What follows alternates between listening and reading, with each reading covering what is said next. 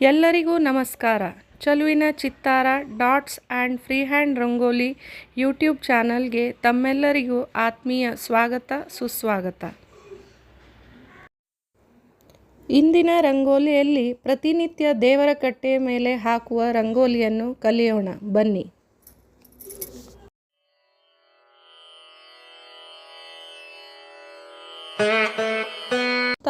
ಕುಲದೇವರ ಹೆಸರನ್ನು ಬರೆಯಬೇಕು, ಏಕೆಂದರೆ ದೇವರೇ ನಮ್ಮನ್ನೆಲ್ಲ ರಕ್ಷಿಸುವನು, ಉದ್ಧರಿಸುವನು. ಆದ್ದರಿಂದ ನೀವು ನಿಮ್ಮ ಕುಲದೇವರ ಹೆಸರನ್ನು ಬರೆಯಬೇಕು.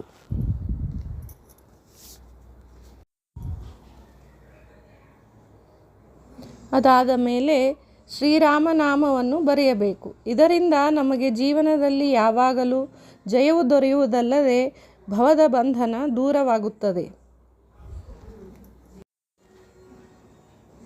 ನಂತರದಲ್ಲಿ ಶ್ರೀ ಹನುಮಂತ ದೇವರ ನಾಮವನ್ನು ಬರೆಯಬೇಕು, ಏಕೆಂದರೆ ಇವರು ಭಗವಂತನ ದಾಸಾನುದಾಸರಲ್ಲಿ ಅಗ್ರಗಣ್ಯರು ಅಲ್ಲದೆ ನಮ್ಮೆಲ್ಲರ ಒಳಗೆ ಇದ್ದು 21,600 ಹಂಸ ಮಂತ್ರವನ್ನು ಜಪಿಸುತ್ತಾ ನಮ್ಮೆಲ್ಲರಿಗೆ ಚೇತನವನ್ನು ಕೊಡುವವರು. ಇದಾದ ಬಳಿಕ ನಮ್ಮೆಲ್ಲರ ಗುರುಗಳಾದ ಶ್ರೀ ಗುರುರಾಯರನ್ನು ಸ್ಮರಿಸುತ್ತಾ ಅವರ ನಾಮವನ್ನು ಸಹ ಬರೆಯಬೇಕು. ಆಮೇಲೆ ಮಧ್ಯದಲ್ಲಿ ಶ್ರೀಯನ್ನು ಬರೆದು ಬಲದಲ್ಲಿ ಚಕ್ರ, ಎಡದಲ್ಲಿ ಶಂಖ, ಗದಾ, ಪದ್ಮಗಳೇ ಮೊದಲಾದ ಶ್ರೀ ವಿಷ್ಣುವಿನ ಚಿಹ್ನೆಗಳನ್ನು ಬರೆಯಬೇಕು. ಸೂರ್ಯಚಂದ್ರರು ಭಗವಂತನ ಕಣ್ಣುಗಳಲ್ಲಿ ಇರುತ್ತಾರೆ ಎಂದು ಸ್ಮರಿಸುತ್ತಾ ಅವರ ಚಿತ್ರಗಳನ್ನು ಬರೆದು ನಾವು ಮಾಡುವ ಎಲ್ಲ ಕಾರ್ಯಗಳಿಗೂ ಅವರೇ ಸಾಕ್ಷಿ ಎಂದು ತಿಳಿಯಬೇಕು. ಭಗವಂತನ ವಕ್ಷಸ್ಥಳದಲ್ಲಿ ಶ್ರೀ ಲಕ್ಷ್ಮೀ ದೇವಿಯು ನೆಲೆಸಿರುವುದರಿಂದ ರಂಗೋಲಿಯ ಮಧ್ಯದಲ್ಲಿ ಲಕ್ಷ್ಮೀ ಹೃದಯ, ಅಷ್ಟಲಕ್ಷ್ಮಿ ರಂಗೋಲಿ ಮೊದಲಾದವುಗಳನ್ನು ಬಿಡಿಸಬಹುದು. ವಾರದ ರಂಗೋಲಿಯನ್ನು ಹಾಕುವವರು ವಾರದ ರಂಗೋಲಿಯನ್ನು ಸಹ ಮಧ್ಯಭಾಗದಲ್ಲಿ ಹಾಕಬಹುದು.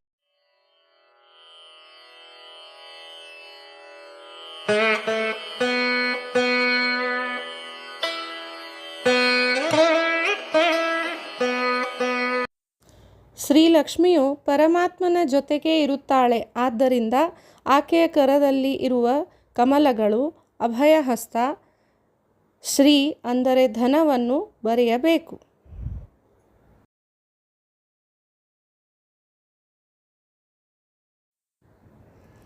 ಮನೆಯಲ್ಲಿ ಎಲ್ಲರ ಆರೋಗ್ಯ ಚೆನ್ನಾಗಿರಬೇಕು ಎಂದು ಆ ಧನ್ವಂತರಿಯನ್ನು ಸ್ಮರಿಸುತ್ತಾ ಅಮೃತ ಕಲಶವನ್ನು ಬರೆಯಬೇಕು. ನಂತರ ಬ್ರಹ್ಮದೇವರ ರಥವನ್ನು ಬರೆಯಬೇಕು, ಏಕೆಂದರೆ ಪ್ರತಿನಿತ್ಯ ಬ್ರಹ್ಮದೇವರು ದೇವರನ್ನು ರಥದಲ್ಲಿ ಕೂಡಿಸಿ ಉತ್ಸವ ನಡೆಸುತ್ತಾರೆ. ಶ್ರೀ ತುಳಸಿ ದೇವಿಯಲ್ಲಿ ಭಗವಂತನ ವಿಶೇಷ ಸನ್ನಿಧಾನ ಇರುತ್ತದೆ.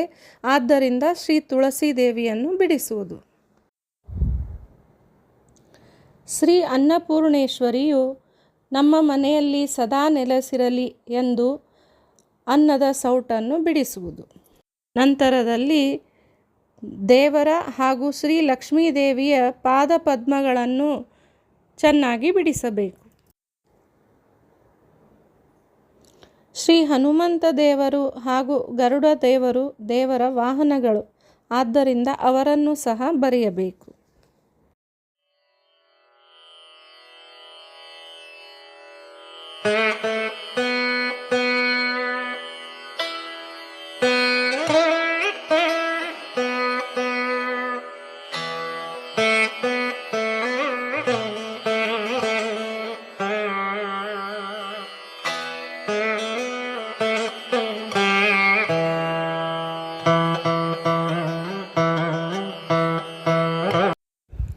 ನಂತರದಲ್ಲಿ ಶ್ರೀ ಸ್ವಾಮಿ ಪುಷ್ಕರಣಿ ತೀರ್ಥವನ್ನು ಬರೆಯಬೇಕು.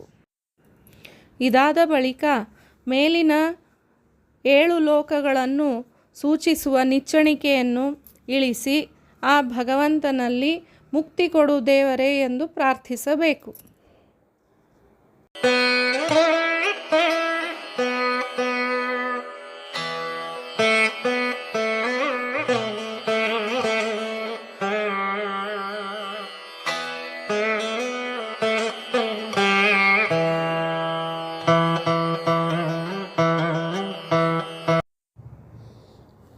ಇದಾದ ಬಳಿಕ ಆಕಳು ಕರುವಿನ ಪಾದಗಳನ್ನು ಇಳಿಸಬೇಕು.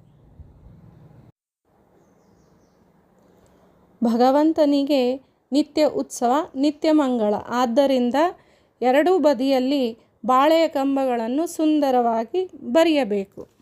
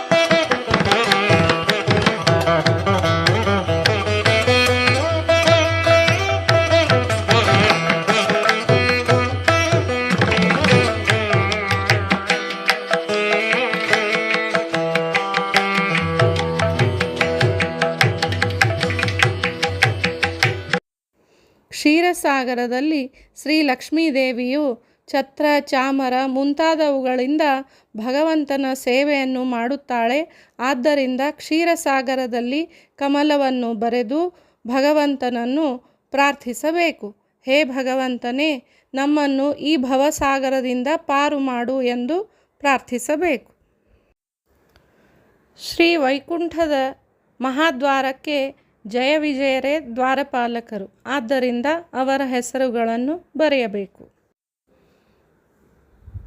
ನಂತರದಲ್ಲಿ ಮಂಗಳ ದ್ರವ್ಯಗಳಾದ ಅರಿಶಿಣ ಕುಂಕುಮವನ್ನು ರಂಗೋಲಿಯ ಮೇಲೆ ಹಾಕಿ ಮಂತ್ರಾಕ್ಷತೆಯನ್ನು ಹಾಕಿ ಭಗವಂತನಿಗೆ ಸಮರ್ಪಿಸಬೇಕು. ಮಧ್ವಾಂತರ್ಗತ ಶ್ರೀಕೃಷ್ಣಾರ್ಪಣಮಸ್ತು.